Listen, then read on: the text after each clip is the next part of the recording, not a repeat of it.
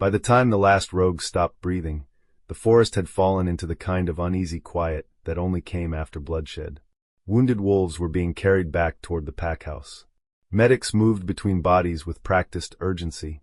Orders were still being shouted across the clearing as patrol teams secured the perimeter and counted the missing. Changho heard none of it. He was on his knees near the eastern ridge, staring at the patch of torn earth where he had felt Amara disappear. The ground beneath him had been shredded by the fight. Deep boot prints cut through wet mud. Broken branches were scattered across the clearing, mixed with pine needles, blood, and the wreckage left behind by wolves who had fought for their lives only minutes earlier. And half buried near the roots of an old pine tree was her blade. Changho reached for it slowly, but the moment his fingers closed around the handle, his hand started shaking. Her scent was still there. Faint, warm, real enough to hurt. Kazryn let out a sound deep inside him that Changho had never heard before. It wasn't rage. It wasn't hunger. It sounded like grief. She's gone.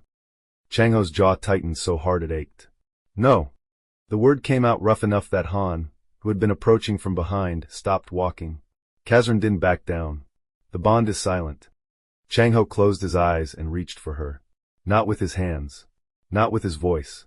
With the part of himself that had spent the last several weeks learning the rhythm of her heartbeat, memorizing the warmth of her thoughts, and feeling her presence even when she wasn't standing beside him. He pushed through the bond as hard as he could, and found nothing waiting for him on the other side. His chest tightened immediately. Not because he believed it, because he refused to. He reached again. Harder this time. He pushed until his breathing turned uneven and his shoulders started tightening with the effort. Still. Nothing. Han stopped a few feet away, his blade hanging loose in his hand as he watched his alpha kneeling in the mud with Amara's weapon clenched tightly in one hand. Changho. Han's voice was lower than usual now, careful in a way no one had ever heard from him. She could still be alive. Changho's eyes opened slowly. Han had seen those eyes stare down rival alphas, rogue leaders, and wolves twice his size. He had never seen them look empty. Don't. Changho didn't raise his voice. He didn't need to. The single word cut through the clearing hard enough that wolves nearly 20 yards away stopped what they were doing and looked up.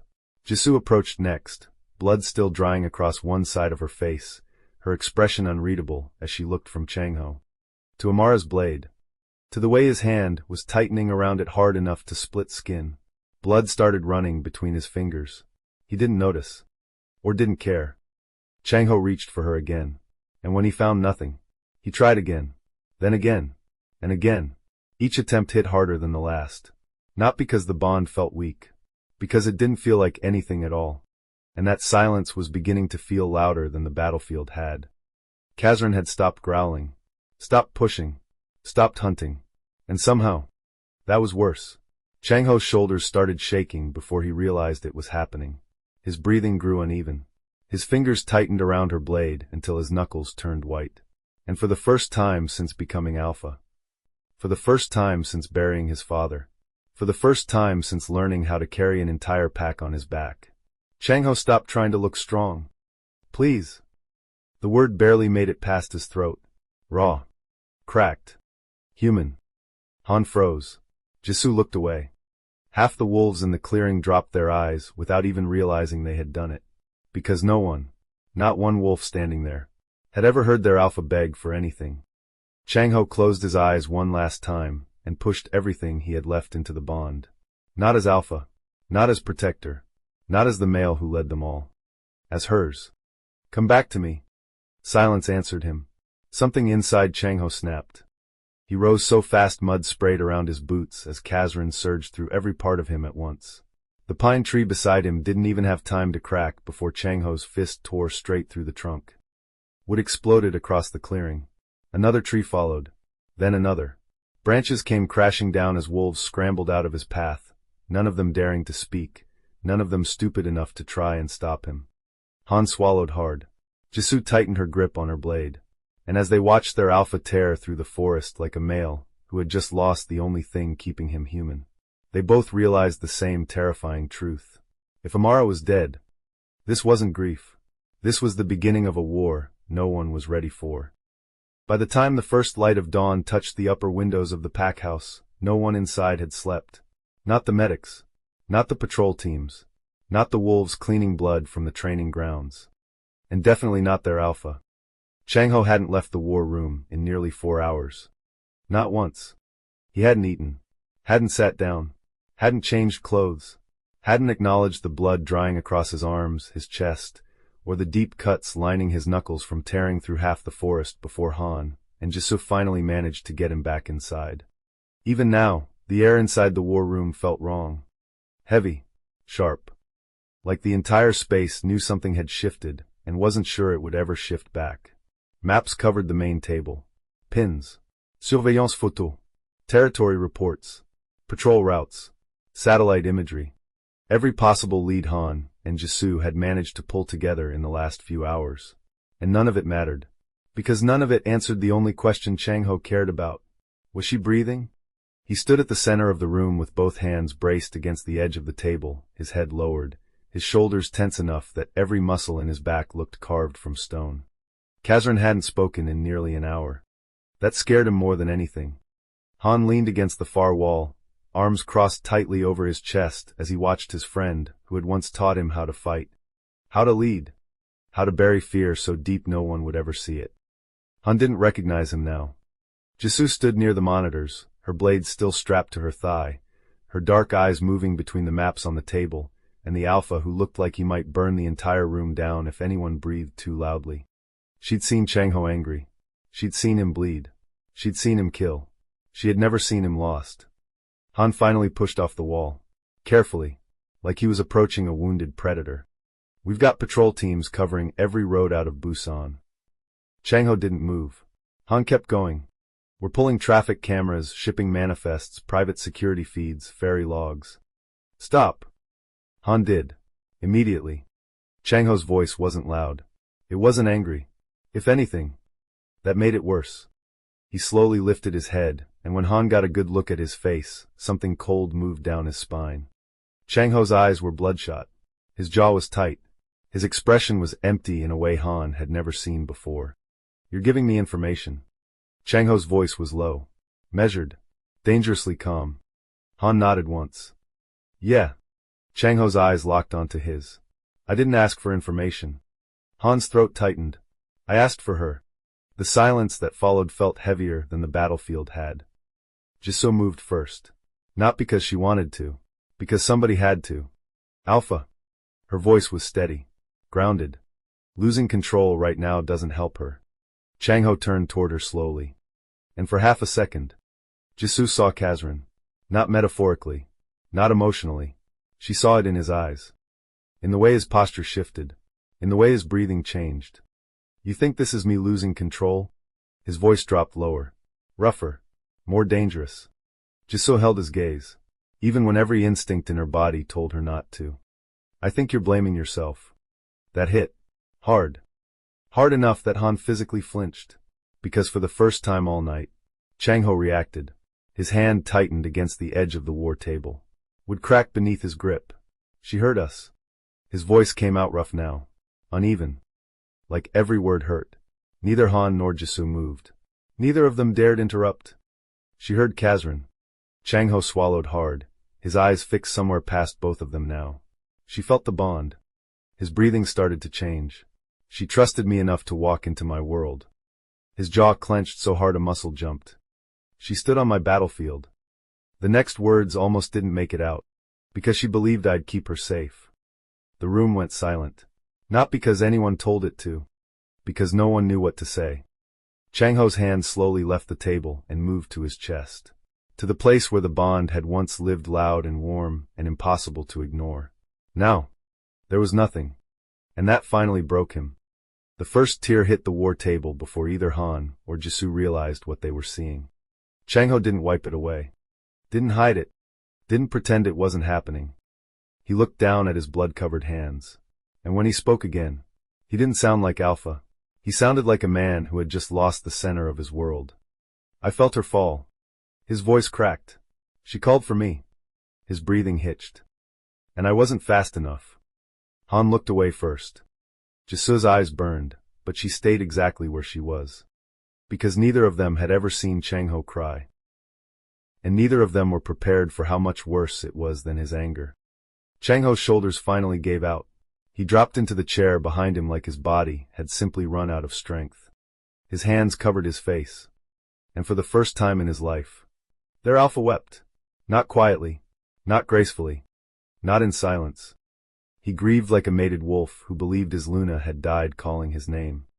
And every wolf standing outside that war room heard it. Amara's POV. The first thing Amara noticed was the cold. Not the kind that came from winter air or a room with the windows cracked open. This kind of cold settled into bone. It wrapped around her skin, climbed beneath it, and stayed there until breathing felt heavier than it should have. For a few long seconds, she couldn't remember where she was, or how she got there, or why her entire body felt like she'd been dropped from a moving truck and dragged across half the damn forest. Then memory came back all at once. The smoke, the screaming, Changho, the bond, the panic, that sickening moment when she reached for him, and felt nothing. Amara's eyes snapped open. Her chest rose sharply as she tried to sit up, but the movement stopped the second cold metal bit into her wrists. She froze. Her breathing turned uneven as she looked down. Steel restraints, both wrists, bolted into the arms of the chair. Her ankles were locked too, tight enough to hold, loose enough to hurt every time she moved. Okay. Her voice came out rough, dry, barely above a whisper. She forced herself to breathe. In. Out. Again. The room around her slowly came into focus. Concrete walls. No windows. Industrial lighting humming softly overhead. A steel door. A table in the far corner. Cameras. Too many cameras. And no bond. That realization hit harder than the restraints. Amara closed her eyes and reached for Changho the same way she had grown used to reaching for him over the last few weeks. Not with words. Not with touch. With instinct. With that warm, impossible connection that had become second nature before she even realized it. Nothing answered. Her throat tightened. She tried again. Harder. Pushing with everything she had. Still nothing. Panic came fast after that. Not graceful. Not controlled. Real. Ugly. Immediate. Changho. The name broke out of her before she could stop it. Her breathing turned shallow as she pulled against the restraints hard enough for metal to scrape skin. Again. And again. And again. Until her wrists started burning. Until her shoulders started shaking.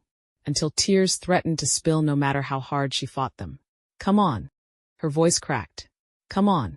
She wasn't talking to the restraints anymore. She wasn't talking to herself. She was talking to the silence, begging it to stop, begging him to answer, begging the universe to tell her she hadn't imagined any of it. Nothing came back. And for the first time since stepping into Changho's world, Amara felt truly alone. Tears came before she realized she was crying. Hot, silent, furious. She hated every single one of them.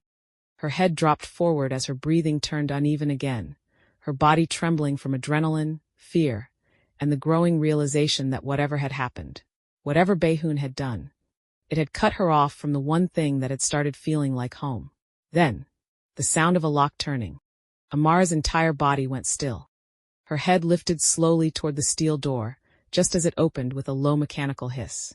Footsteps followed, heavy, confident, unhurried, and before the figure even stepped into the light, she knew.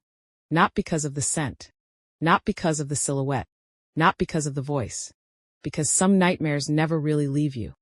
The male stepped fully into the room, dressed in dark jeans, a fitted black jacket, and the same self-assured arrogance that had once fooled her into thinking confidence and control were the same thing. His dark eyes found hers. And slowly, he smiled. Amara stopped breathing. No. The word barely left her lips. Darius smiled wider as he took another slow step into the room, his hands sliding casually into his pockets like they were meeting for drinks instead of in the middle of a nightmare. Damn, baby. His voice was warm, familiar, and somehow, more terrifying than the wolves ever were. I leave you alone for a few months. He tilted his head slightly as his eyes moved over her restraints, then back to her face. And look at the trouble you find. Amara's blood ran cold. Not because she was scared, because she suddenly realized. This wasn't a rescue, and she was exactly where he wanted her. The hardest part wasn't seeing Darius. The hardest part was realizing her body still remembered him.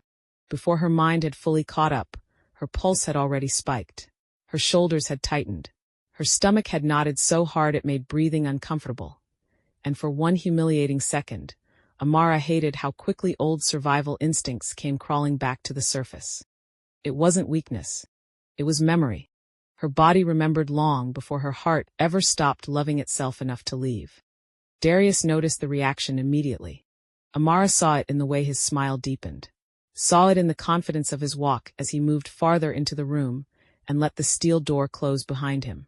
He wasn't in a hurry. He never had been. Darius had always believed control was strongest when it moved slowly. When it smiled.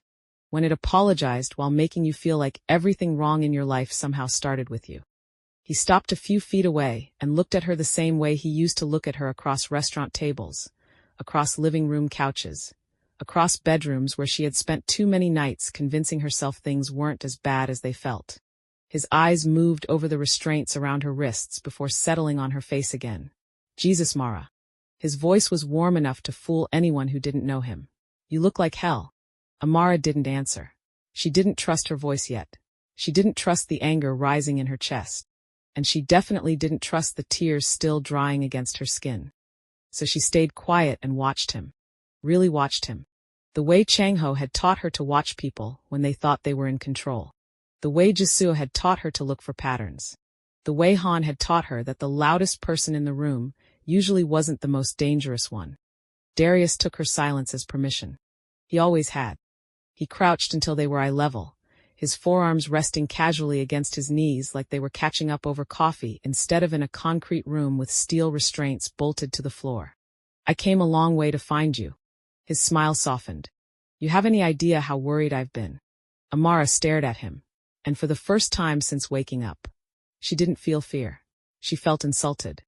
Darius reached toward her face, his fingers moving slowly with kind of familiarity that once would have frozen her in place. This time, Amara turned her head before he could touch her. The movement wasn't dramatic. It wasn't violent. It was small, controlled, instinctive. And somehow, it hit Darius harder than if she had screamed. His hand stopped in midair. For half a second, the smile disappeared completely. And in that half second, Amara saw it. Confusion. That tiny crack in his confidence did more for her than the restraints ever could. Because suddenly she remembered something important. She wasn't the same woman who had boarded a plane to Busan with a broken heart and a suitcase full of excuses. She wasn't the woman who apologized just to keep the peace. She wasn't the woman who stayed quiet because quiet felt safer than being seen. That version of her had died the first time Changho looked at her like she was worth protecting. And it stayed dead the first time he looked at her like she was worth following. Darius slowly leaned back, studying her with a little more caution now. Well, he said, standing to his full height. That's new. Amara finally found her voice. Came out rough, quiet, and strong enough to make him stop moving altogether. You should have stayed in Chicago. Darius blinked, then laughed. A soft, disbelieving laugh that Amara knew by heart. The one he used whenever something wasn't going the way he expected. He started pacing slowly in front of her. You disappear. He shook his head. You stop answering my calls. He looked back at her. You move across the world. His jaw tightened. And then I find out some guy over here has you playing house like everything we built meant nothing. Amara listened. And the more he talked, the calmer she became. Her breathing slowed. Her pulse steadied. The fear that had followed her into this room started losing ground to something else. Something hotter. Something stronger. Something Baehoon had been waiting to see. Darius eventually stopped pacing and looked at her again, this time with less certainty than when he walked in. He noticed the difference. He just didn't understand it. What? He frowned slightly. Why are you looking at me like that? Amara slowly lifted her chin. And when she smiled, there wasn't a single ounce of fear left in it. Because you still think you're the reason I became strong. She held his gaze without blinking. But you're not. Her voice dropped lower. You're just the reason I finally stopped settling for weak men. The silence that followed felt heavier than the restraints around her wrists. Darius stopped moving. Stopped smiling. Stopped pretending. And for the first time since Amara had known him, she watched him lose control. hidden behind the security cameras, watching from another room. Baehoon smiled, because the female in that chair wasn't breaking. She was becoming exactly what he knew she would. Amara never took her eyes off Darius. Even when the steel door behind him opened. Even when the sound of another pair of footsteps entered the room. Even when Darius instinctively straightened his posture in a way that immediately told her something important. He wasn't in control here. He might have believed he was helping. He might have believed he was part of some rescue. But the second another man walked into that room, Darius looked like what he really was. Useful. Nothing more. Amara slowly turned her head, and for the first time, she saw Baehoon up close. He moved with the kind of quiet confidence that didn't need attention to command it. There was no rush in his steps. No wasted movement. No visible tension anywhere in his body. He looked like a man who had already decided how the night would end, and was simply waiting for everyone else to catch up.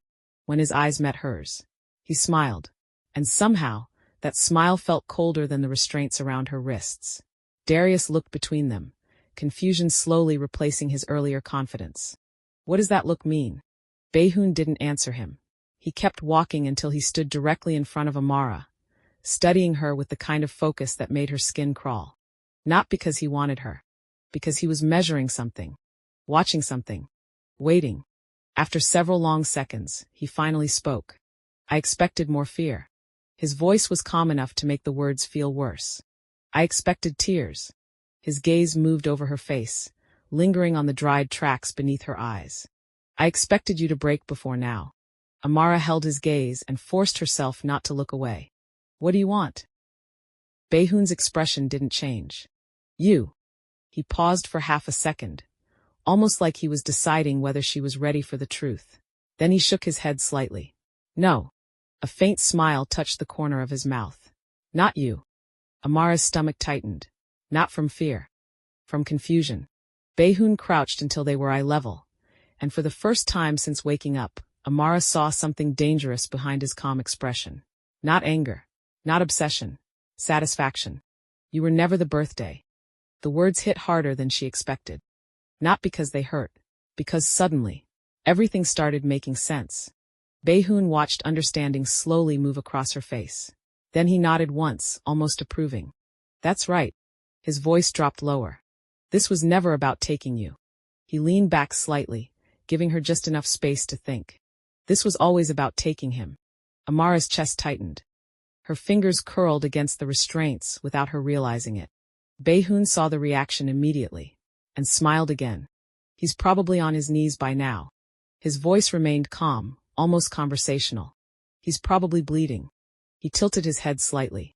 He's probably reaching for you every few seconds and finding absolutely nothing. Amara's breath caught. Hard. And suddenly, she wasn't in that room anymore. She was back in the forest. Back on the battlefield. Back in Changho's arms only hours earlier. She remembered the way he looked at her when he thought nobody else was watching. The way Kazryn purred every time she touched him. The way he carried her like letting her walk had become optional. The way his voice changed every time he called her his. And for the first time, she stopped seeing the bond as something magical. She saw it for what it really was. A lifeline. A promise. A piece of him. And if she couldn't feel it now, that didn't mean it was gone. It meant he was suffering. The realization hit so hard it physically hurt. Her eyes burned. Her throat tightened. And before she could stop it, tears filled her eyes again. Not because she was scared. Because she finally understood. Changho wasn't hunting. Changho was grieving. And if Kazryn was feeling the same silence she was, then somewhere in that forest, the two males who had taught her what safety felt like were probably tearing themselves apart trying to find her. Baehoon saw the shift immediately. He smiled like a scientist watching a locked door finally open. There you are. Amara heard him. But for the first time since waking up, she stopped caring what he had to say. Because somewhere beneath the fear, beneath the anger, beneath the silence, she felt something. It was faint, almost impossible to catch. A warmth. Pulse. Piece of him buried deeper than pain. Amara closed her eyes, slowed her breathing, and instead of reaching for Changho with fear, she reached for him with certainty, with trust, with everything he had awakened in her, with every lesson, every touch, Every promise. Every piece of herself she had spent months rebuilding. And miles away, covered in blood, half broken, standing in the middle of his war room, Changho suddenly stopped breathing. Because somewhere inside the silence, Kazryn lifted his head. And for the first time since losing her, they felt her push back. Changho's POV. The war room had been silent long enough for Han to start counting the seconds between Changho's breaths. He hadn't meant to. It just happened. Maybe because silence had become dangerous around their alpha. Maybe because every time Changho stopped moving, stopped speaking, or stopped reacting, it felt like something inside him was slipping farther away from the man they had always known. Or maybe because Han had never spent this many hours in the same room with grief and survived it.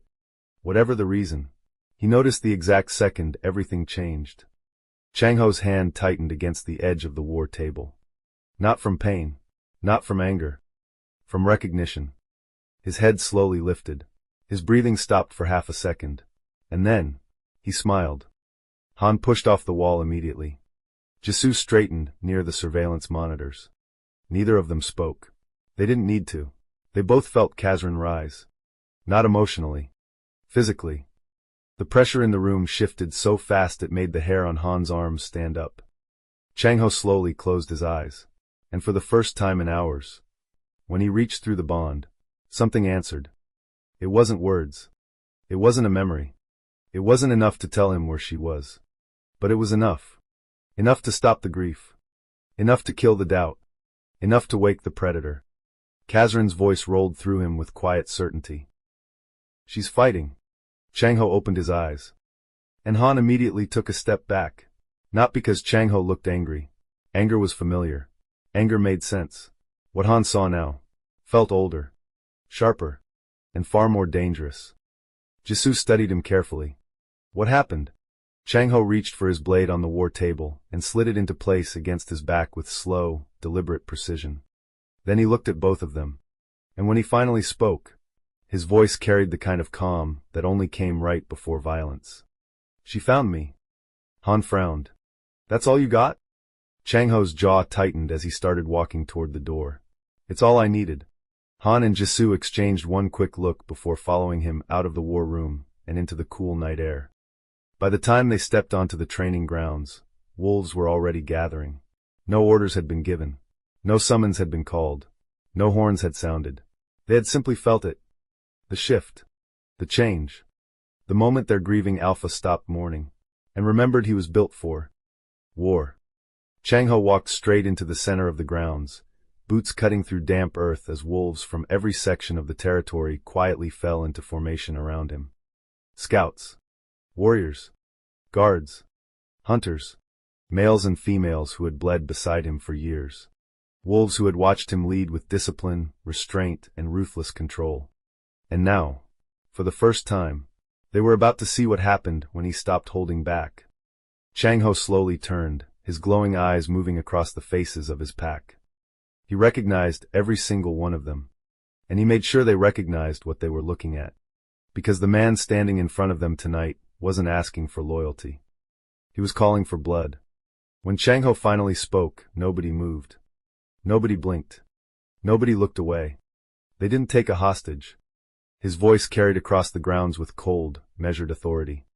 They didn't steal leverage. He tightened his grip on the blade at his back. And they sure as hell didn't start a negotiation. His glowing eyes hardened. They touched my mate. They touched your Luna.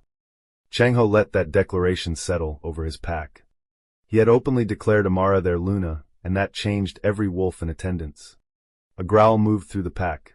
Low, unified, primal. Changho let the sound build. Let it spread.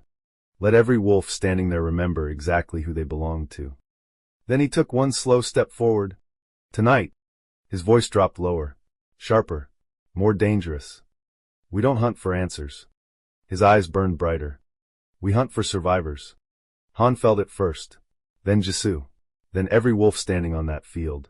Because the moment Changho unsheathed his blade, Kazryn stopped sharing the wheel, and the alpha who led with control disappeared.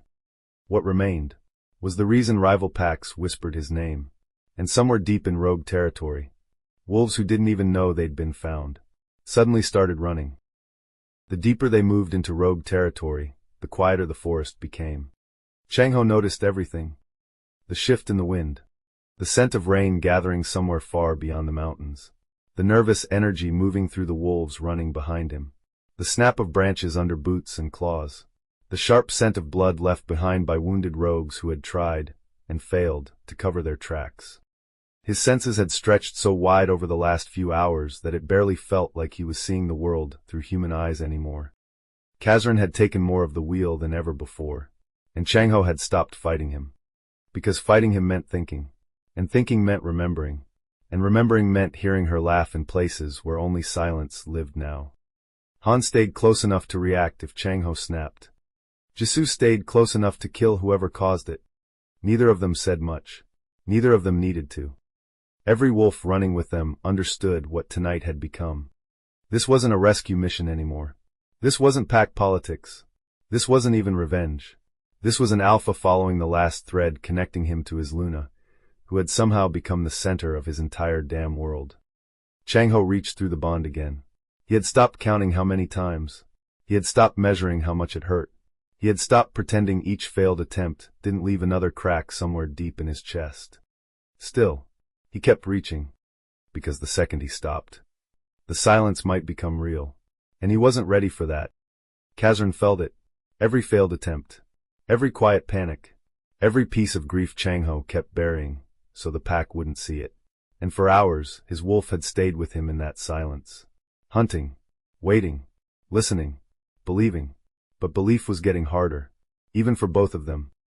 Changho pushed through another line of trees, his boots tearing through wet earth as his breathing grew heavier than he wanted anyone to notice. His chest felt tight, his throat burned, and for the first time all night, a thought hit him hard enough to almost stop him where he stood. What if she's gone? The thought didn't feel like fear. It felt like dying slowly while your heart was still beating. Changho's pace faltered, only slightly, but Han caught it immediately. Changho. His voice stayed low. Careful. We'll find her. Changho didn't answer, because if he opened his mouth right then, Han might hear the truth. And the truth was, for the first time since becoming alpha, Changho wasn't sure he could survive failure. He kept moving. One step, then another, until suddenly, his entire body locked. Han almost ran straight into him. Jisoo's hand immediately moved to the blade at her thigh. The wolves behind them stopped so fast dirt kicked up around their boots. But Changho didn't notice any of it, because every muscle in his body had gone completely still. Something had touched the bond. It wasn't memory. It wasn't wishful thinking. It wasn't grief playing tricks on his mind. It was her. Changho's hand slowly moved to the center of his chest as his breathing completely stopped. His glowing eyes widened. And for one suspended, impossible moment, the world around him disappeared. Then he felt her. Fear, determination, pain, defiance, love. All of it rushed through the bond so fast, and so hard it dropped Changho to one knee before he even understood what was happening. Mud splashed beneath him. His blade slipped from his fingers, and every wolf in the forest froze. Han had never seen his alpha kneel for anyone. Not an elder, not another alpha, not even death. But this was different. Changho's head dropped as his fingers dug into the earth beneath him. And then, he heard her. Not as words, not as thoughts, but as something far older than language. Something that bypassed logic and went straight to instinct. Straight to soul. Straight to the part of him that had been waiting his entire life for the sound of his mate choosing him. Amara. Her call moved through the bond with raw, primal force, carrying fear, strength, trust, and surrender all at once. And the second it hit him, Kazryn erupted. The howl that tore out of Changho's chest rolled through the forest with enough force to shake birds from trees and silence every living thing for miles. Han felt it in his spine. Jisoo felt it in her bones.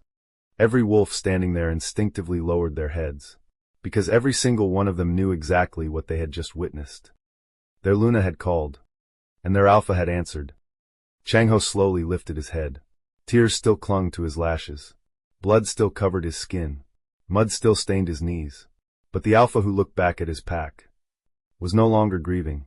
He was claiming. A slow smile spread across his face as Kazryn surged through every part of him with absolute certainty. And when Changho finally spoke, his voice carried through the forest like a death sentence. She found me. Han's chest tightened. Jisu's grip on her blade sharpened. And every wolf standing there understood the same terrifying truth. Nobody had kidnapped their Luna. They had awakened an alpha.